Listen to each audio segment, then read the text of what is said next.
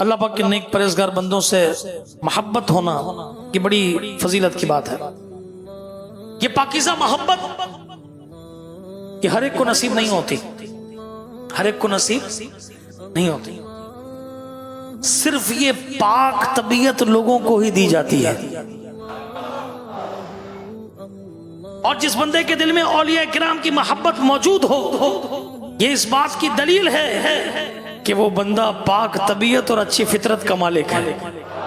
سبحان اللہ۔ حدیث پاک کی مشہور کتاب مسلم شریف میں ہے کہ اللہ پاک کے آخری نبی رسول ہاشمی صلی اللہ تعالی علیہ وسلم نے ارشاد فرمایا، الارواح جنود مجندہ، روحیں آپس میں جڑے ہوئے لشکر ہیں، یعنی اس دنیا میں جس میں انسانی میں آنے سے پہلے عالم ارواح میں روحیں مل جل کر رہتی تھیں، پس جو روحیں وہاں یعنی عالم ارواح میں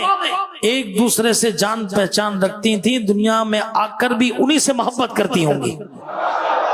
اور جو وہاں آپس میں اجنبی رہ چکی ہیں وہ یہاں بھی الگ ہی رہتی ہیں۔ پیارے اسلامی بھائیوں، اس حدیث پاک پر غور کیجئے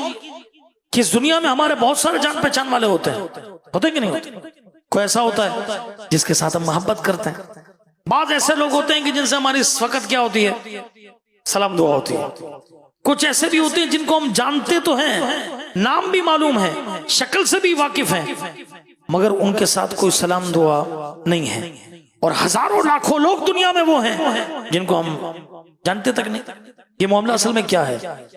بات اصل میں یہ ہے کہ جن کے ساتھ عالم ارواح میں ہماری اچھی جان پہچان تھی، ان کے ساتھ دنیا میں آ کر بھی اچھی جان پہچان ہوتی ہے، جن کے ساتھ وہاں جان پہچان نہیں تھی ان کے ساتھ یہاں بھی جان پہچان نہیں ہوتی۔ اب ذرا غور کیجئے، جن کے دلوں میں حضور غوث پاک رحمت اللہ تعالی علیہ کی محبت موجود ہے،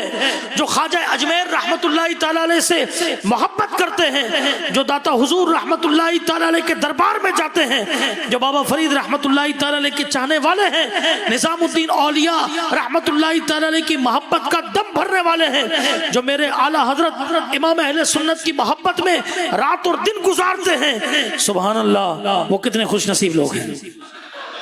کتنے خوش نصیب لوگ ہیں، کتنی پاکیزہ طبیعت کے والے لوگ ہیں۔ پتہ چل رہا ہے کہ ہمارے دلوں میں غوث و خواجہ کی محبت، اولیاء کرام کی محبت آج سے نہیں بلکہ کب سے ہے؟ عالم ارواح سے، ہزاروں سالوں سے۔ الحمدللہ اولیاء کرام سے محبت کرنے والے وہ خوش نصیب ہیں جن کو عالم ارواح میں موجود کروڑوں روحیں میں جو روحیں اچھی لگتی ہیں، جن کی طرف یہ مائل ہوئے تھے،